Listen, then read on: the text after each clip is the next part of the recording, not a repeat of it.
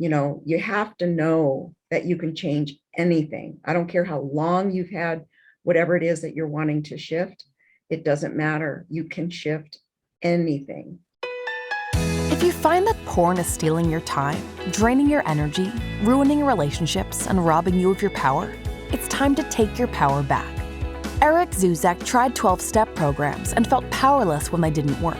He then discovered the power of mindfulness in combating addictions.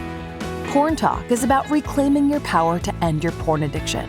It's how Eric transformed from powerless Eric to powerful Eric.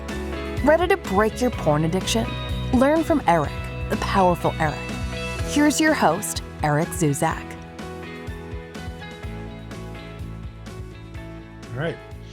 Welcome back to Porn Talk. This is part 3 with Rebecca Baines. She is a satanic sexual ritual abuse survivor.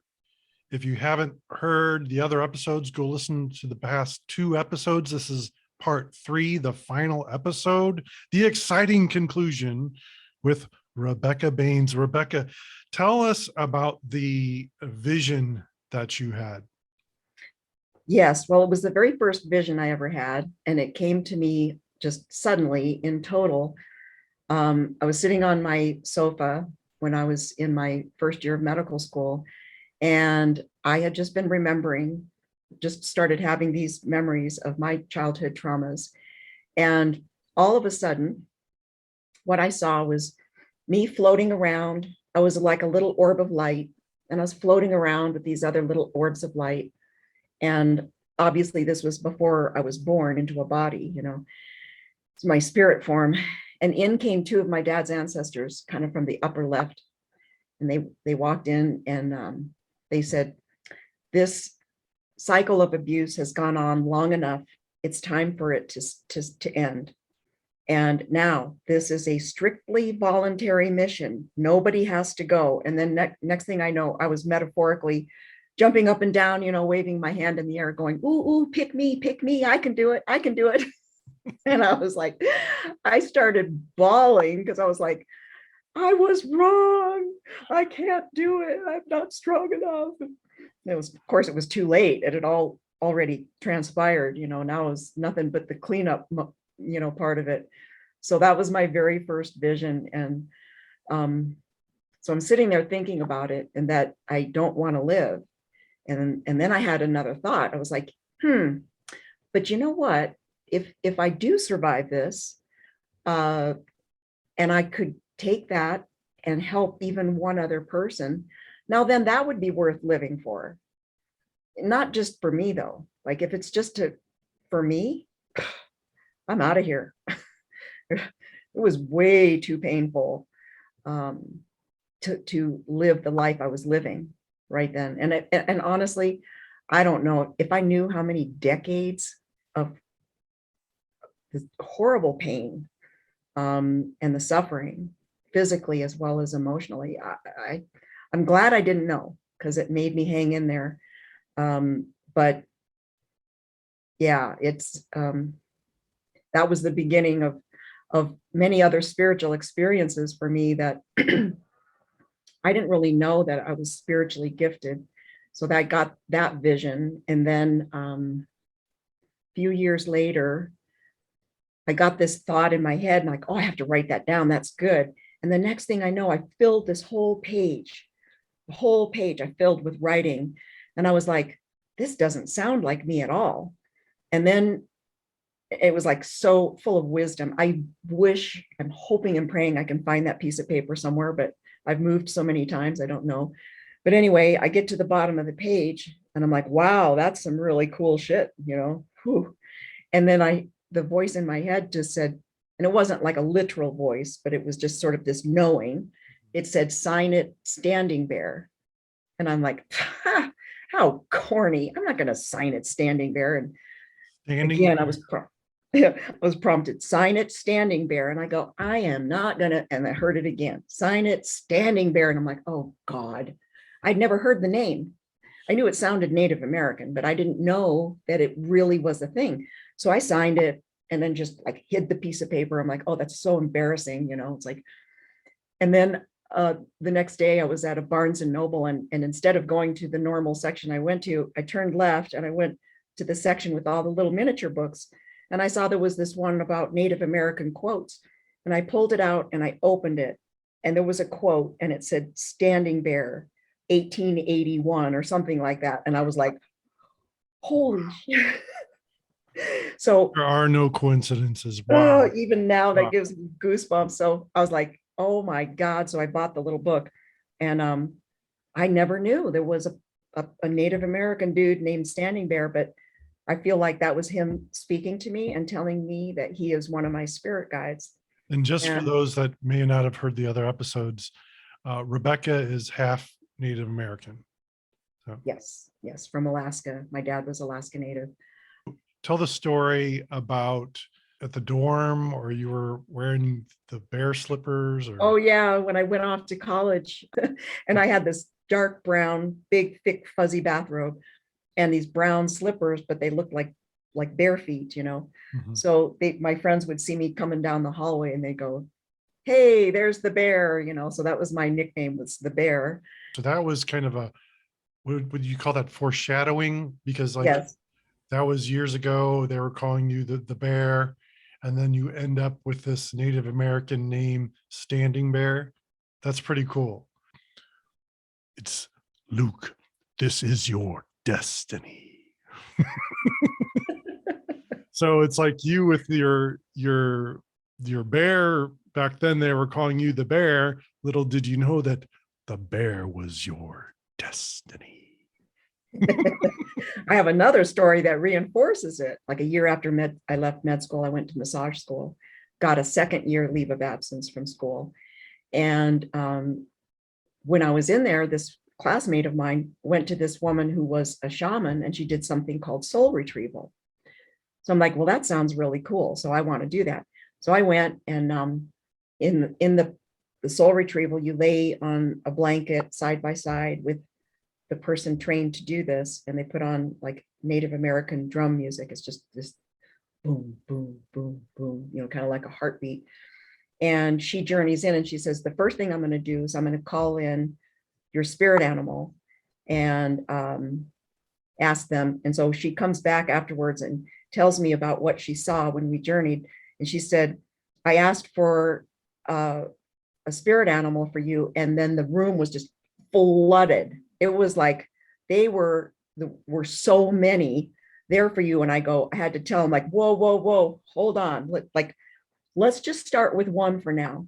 And this great Alaskan brown bear stepped forward and he said, it's appropriate that I come first.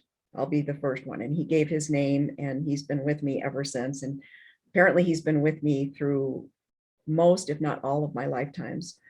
And so there it was again. It's the bare necessities, the simple bare necessities. I couldn't help I have a 7-year-old boy and a 3-year-old boy, and my wife loves Disney. So the bare necessities. Yeah. What about some of the specific modalities that you liked or discovered or created? Yeah. So those were some of my first experiences with learning that I had these spiritual gifts, you know, because I was a scientist, you know, I got my undergraduate degree in chemistry and essentially a minor in biology. I never applied for it, but, you know, lots of science and math and stuff like that. And I was very spiritual in my personal life, but, you know, that was it. And so I had that vision, and then, you know, the soul retrieval, and I did, I think, 3 of them total. And, you know, retrieving parts of myself that got split off when I was going through the severe traumas. Because you had to disassociate to survive. Right? Absolutely. Yeah. It's a real gift, because without it, I would not have survived. Yeah. I would not. I can remember once in college, just in such a deep depression. And this, of course, was like maybe a decade almost before I remembered. But I was in such a deep depression. And I remember, like, inside myself, just looking down into this black abyss, like within myself, just wasn't physically or literally there. But I somehow knew that if I threw myself into that hole, I would go mad, I'd go insane and never come back. And I almost did. I kept almost jumping and then stop, almost jump and stop. And in the end, it was my love for my younger brother that kept me here. Other times too, when I was on the verge of suicide, I thought, well, that's not setting a very good example for my younger brother. Yeah. And I just couldn't bear to like have anybody find my body. Like that would just be so traumatic. Yeah. And I even tried to think of ways that I could go off into the wilderness and, rig it so that when my body hits, I hit this lever and this bunch of dirt falls on me or something. I was thinking up all these ways that I could die without having anybody have to find the body. Because it was just, I would have felt too guilty. Yeah. But yeah, I used to carry suicide around in my pocket, so to speak, almost like people carry those little worry stones, it's Yeah. like, oh, this makes me, stone. Yeah. this is what comforts me, and I would just smile all day long because I knew like, yeah, if it gets too bad, I just kill myself, and I don't recommend that at all. I've heard people that are wiser than me and know about the afterlife and whatnot. And not to say that people that kill themselves like go to hell or anything like that. I don't think that's the case. But yeah, then you're hurting other people, and then you have to, like, that's karma you're accrued, right? And none of us wants to hurt the people we love. And I had no plans to talk about this, but maybe that's part of what just needed to be said. Sure. Because from my perspective, I think a lot of people, I don't know about most people, but a lot of people have been so far down that they've thought about suicide, at least, Sure. Probably a lot more than we realize. Yeah, probably, because I know nobody knew that I felt that way. I didn't say anything. I was just raised to believe I was a waste of oxygen and a worthless piece of shit. Yeah, worthless piece of shit. That's the mantra for a lot of guys that are addicted to pornography is, I'm a piece of shit. Rebecca, what are some of the specific healing modalities that you sought after and or created? Because a lot of people just go the traditional route, and there's certainly a place for a traditional therapist, medication, things like that. But it didn't work for me as far as porn addiction. What's your experience? Yeah, I felt like I was trying to piece together a healing modality, but I had to do it in bits and pieces. So I'd go to talk therapy, talk about what I was remembering and how I felt, and my body would just get so knotted up, and tight and painful. Then I'd go to the massage therapist and she'd work on the knots and all the tears would come out. Then I'd go and get Reiki done or something, like a spiritual energy work kind of thing. I was trying desperately to heal my whole being. But it wasn't easy because there wasn't anything that was kind of addressed all of it. So I was piecing it together. So as I said, I did the soul retrievals. I received Reiki and did training in that, massage therapy, different types of modalities that we learned there, like polarity therapy. So just different things to try to help soothe and heal the body post-trauma. You did tapping, right? Oh yeah. Emotional freedom technique. That's a big one for me. I love EFT. Yep. Lots and lots of talk therapy. And then fortunately for me, my talk therapist went on to study EMDR. Yes, so I did lots of that. I did EMDR and actually that was one of the few things that was beneficial to me was EMDR. That's the eye movement and desensitization. Repatterning. Thank you. Yeah. hence it's called EMDR because it's easier. Yeah, and I think that really relates to tapping EMDR. But anyway, go ahead. Yes, I agree. I agree because you're sort of bypassing the conscious mind's resistance. You know, well, I did several landmark education courses. So it's like called transformational technology or something. Really good. Pretty much everything I came across, I What did. about the one that you get certified in the Theta healing. that's it. Yeah. Theta, THETA. Probably the most powerful thing that I had come across at that point. And it was so transformational for me that I knew I was going to train in it, but it took me probably another year plus after my first session before I was even strong enough to do the training. And then when I was in class, the teacher had to constantly go and do extra work on me when she's giving us downloads of how to do the healing, because there was just so much still that needed to be cleared in me. And Bet. I mean, come on. yeah, and it's funny because sometimes, like when I went to the landmark forum, I kind of was all smug and full of myself. I was like, oh, I've done so much work on myself already. I bet I've done more work on myself than anyone else in this room, like 100 people, you know. And then come to the end of it and I'm like, oh my God, I'm such a mess. So now I've just accepted that, you know, healing and work on myself is just going to be a daily part of my life for the rest of my life. And I'm fine with that because every time I work on myself, I'm happier, healthier, have better, you know, better everything, better relationships, better finances, better everything. So I'm a huge proponent of everybody, that kind of a tired old phrase, but, you know, doing your work, do your work.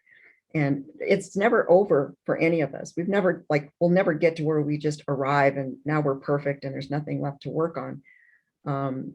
So I've learned to have sort of a casual approach to it that, well, as you know, there's been, because I've been working on doing this talk and writing my book and stuff, it's very confrontational for me. It's very, a lot of times it's very painful.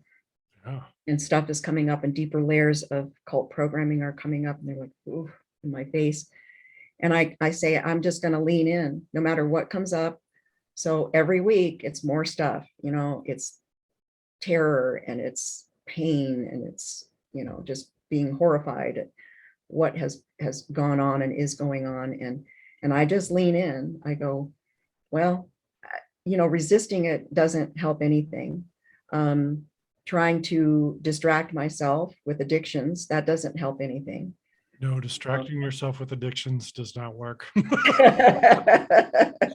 Yeah, I said it that way for you and your audience too. Yeah, it doesn't work. So I'm just a huge proponent of just feeling your feelings, being aware of them, giving yourself space for them, and just no judgment, no judgment. And I'm saying that more for me than anyone else, because that's anyone that's close to me has told me, like, wow, you are really hard on yourself. And I remember the first time a friend said that, I go, really? And she goes, are you kidding me? So it's a really big deal for me to get to this point where I can say, hey, you know, be easy on yourself. You know, it's like Wise words. Be easy on yourself. You're listening to this program right now because you're trying to better yourself. yeah, absolutely. And you know what? You should give yourself credit for that. You know, I mean, instead of judging yourself for where you've fallen short, how about you say, wow, look at after everything I've been through, that I'm still here fighting the good fight. You know, I'm still here working to make myself be a better person.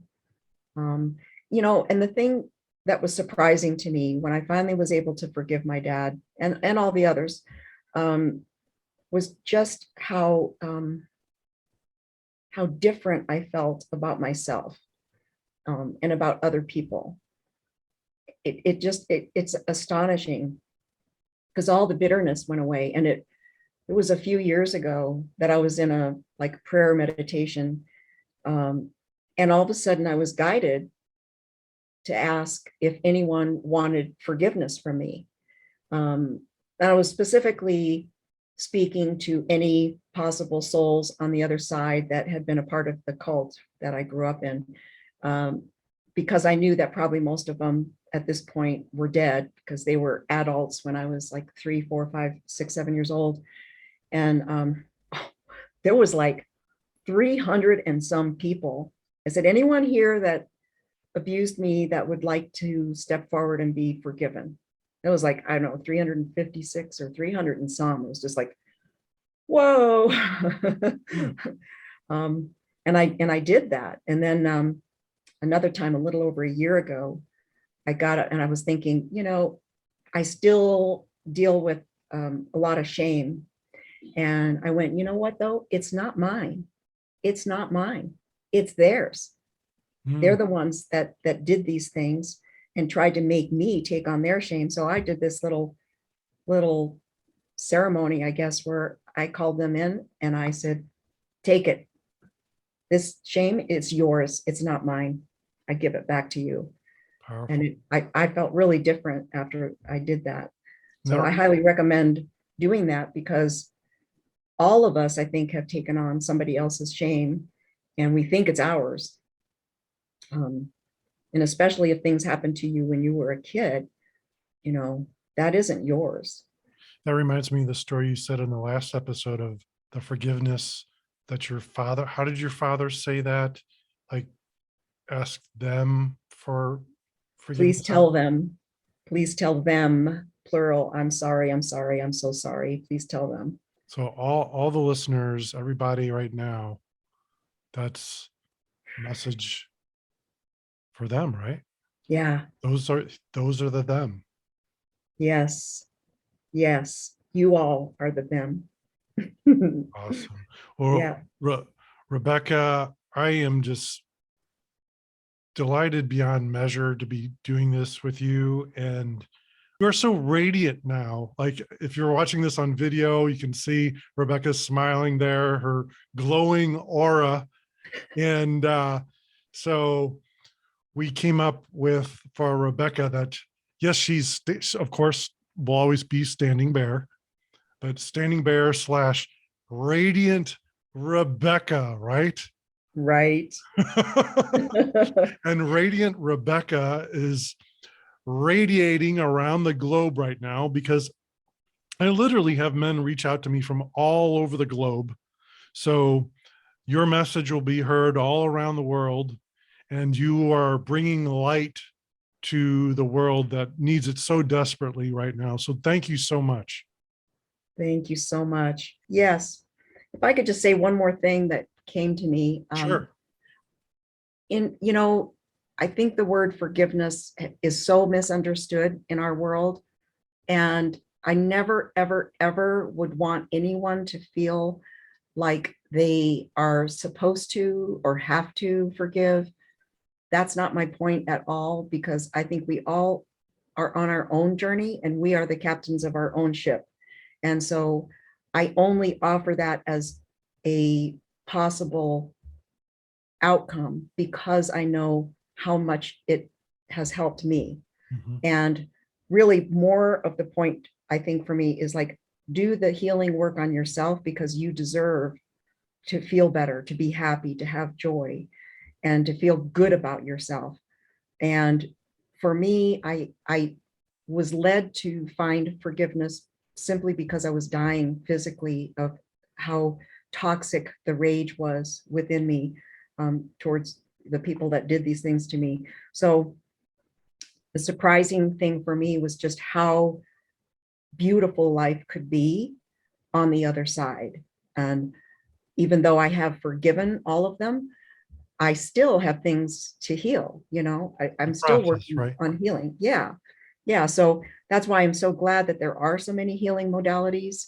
The first spiritual energy healing modality I studied was theta healing, where we go into, I was trained how to get the client and myself or even in recordings or to groups as well, to go into a theta brainwave where we have access to your subconscious blueprint. Now it's called a conscious theta state because I'm not doing, it's not, I'm not hypnotizing you where you don't know what's happening. It's all by permission. And we can go in and heal traumas, clear allergies, do a form of cord cutting and soul retrieval. It's called an energetic divorce, but it's not about divorcing anybody. It's just a cord cutting and soul retrieval. So people you've had intense experiences with, good or bad, pieces of our soul go over to the other person. So we want to bring those back, cleaned and washed to their rightful owner. And we probably are holding on to somebody else's pieces of their soul too. And then there's cords, with people you've had intense experiences with. So we do that, all kinds of stuff. It's really, really fun. And then I also went on to train in something called Awakening Dynamics with Brent Phillips. I think he's changed the name of his work now. But anyway, I got certified in all 4 levels of that protocol. And then over the years, I've been doing this kind of work since 2011. And over the years, I've gotten what we call downloads. It's just like new techniques that are just dropped into me through from the creator. And, it's a spiritual modality, but not a religious one. So I always ask people what you would like the creator to, I was trained, call it creator of all that is, could be God, could be whatever you want to call it. So I've gotten all these new techniques, and one of my gifts is visions and then the interpretation of what I'm seeing. So when I'm in with clients, I will often see a vision of something, and then as I'm describing it, what I'm seeing, I'll be told what the meaning of that vision is. So the vision could be one image, but it could have so many layers of meaning. And so I just have a gift, I always have, of being able to just go connect with spirit. And it's just really a blast. And I love helping people to transform their themselves, whatever it is that they choose to let go of, the traumas, the pain, the losses. And that's just what I do. I love how you studied so many different modalities to find what works for you. And that's what people need to do, is find what works for them. There is one of the points of this podcast is that there is another way. The traditional way, there's that way, and there's many other ways. So if you would like, Rebecca, if someone would like to experience a transformation from you, how would they go about doing that? Where do they go? How do they learn more about you? Well, I have a YouTube channel called Standing Bear Healing. And I also have a website, which is also Standing Bear Healing. Standingbearhealing.com. Yes. Yes. Oh, and you asked me what, like, the ideal client for the type of work that I do, and just really motivated to change their life. If you really want to change your life, I can't do anything for anyone if they're stuck where they're at and not willing to let go of their story or their victimhood or whatever, and again, no judgment there. When I found out about the whole victim mindset, I go, well, I'm a professional. I was like, holy cow, that was many years ago, but yeah, that was me to a T. So I'm not saying that in any judgmental way, but you have to know that you can change anything. I don't care how long you've had whatever it is that you're wanting to shift. It doesn't matter. You can shift anything. You can, even if it's been decades or even most or all of your life, you can change. Yep. Well, Radiant Rebecca, Standing Bear, thank you for being here.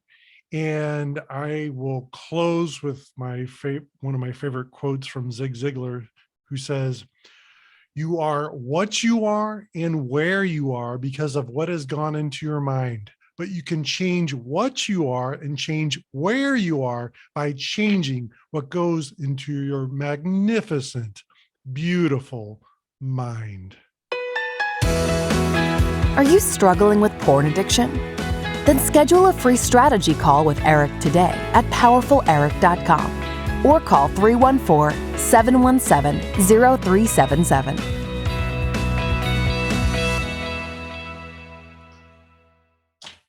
That's a wrap. Wow. That was awesome. That was awesome. This is going to be incredible.